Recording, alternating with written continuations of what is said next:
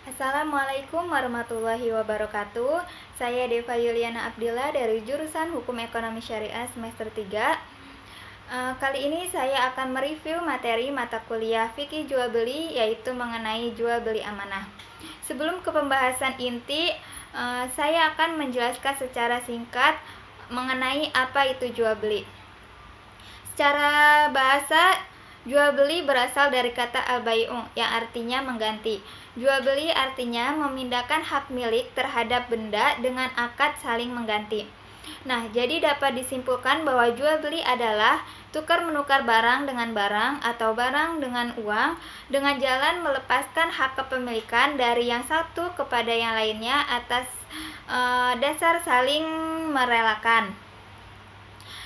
Nah, jual beli amanah adalah jual beli yang dibangun atas prinsip kepercayaan antara kedua belah pihak, yaitu kepercayaan antara pihak penjual dan juga pihak pembeli. Jual beli amanah ini memiliki beberapa macam.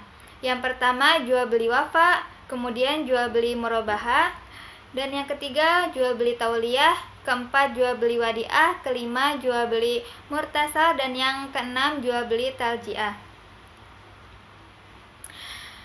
Di sini saya akan menjelaskan mengenai salah satu dari 6 macam jual beli amanah ini, yaitu jual beli murabahah. Secara bahasa, murabahah berarti keuntungan, sedangkan secara istilah murabahah yaitu jual beli atas barang tertentu di mana penjual menyebutkan harga jual yang terdiri atas harga pokok barang dan tingkat keuntungan atas barang tersebut, dan harga tersebut telah disetujui oleh pembeli. Jadi dapat disimpulkan bahwa jual beli murabahah adalah transaksi penjualan barang dengan mengungkapkan atau menyatakan harga beli barang dan keuntungan yang kemudian disepakati oleh penjual dan pembeli. Jual beli murabahah ini termasuk ke dalam jual beli amanah, karena dalam hal ini penjual terlebih dahulu menyampaikan harga barang yang dia beli dan kemudian menyampaikannya kepada pembeli. Nah, dalam hal ini penjual dituntut untuk menyampaikan informasi yang sebenarnya tentang harga barang yang dia beli. Seperti contohnya, si A membeli sebuah rumah dengan harga 1 miliar. Kemudian si B ini ingin membeli rumah milik si A, dan si A mengatakan kepada si B bahwa si A membeli rumah ini dengan harga sebesar 1 miliar dan dia bersedia menjual rumah ini jika si B memberinya keuntungan sebesar 10 juta. Nah, dalam hal ini penjual atau si A harus menyampaikan informasinya mengenai harga barang atau harga rumah yang dia beli dengan sebenar-benarnya. Kemudian rukun dari jual beli murabahah yaitu yang pertama penjual atau al-ba'i, yang kedua pembeli atau al-mushtari, yang ketiga barang yang diperjualbelikan atau al-mabai, yang keempat harga atau al-saman, dan yang terakhir ijab dan qabul.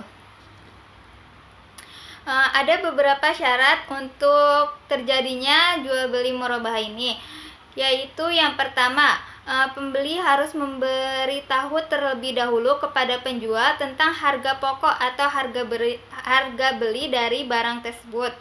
Nah, yang kedua, adanya kejelasan mengenai keuntungan yang diinginkan oleh penjual.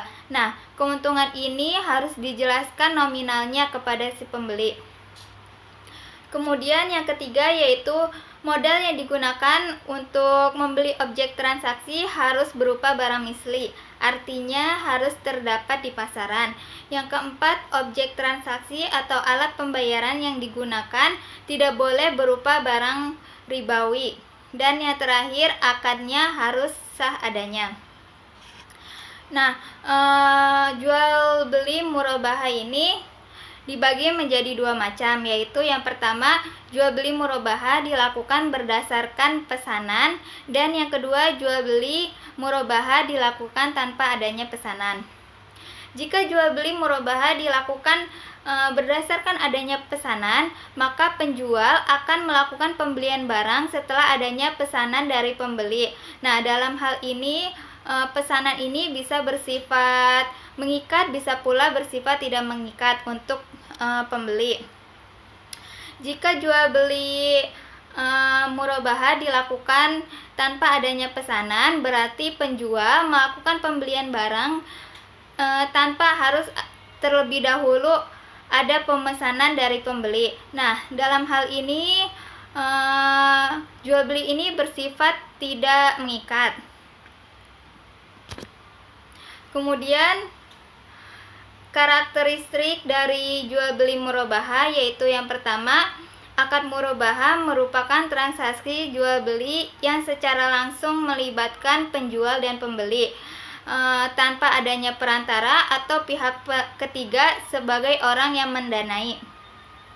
Kemudian yang kedua, penjual diwajibkan memberitahu jumlah keuntungan yang diambil dari pembeli. Dan yang ketiga, adanya kesepakatan antara penjual dan pembeli. Mungkin cukup sekian penjelasan dari saya, kurang lebihnya mohon maaf. Wassalamualaikum warahmatullahi wabarakatuh.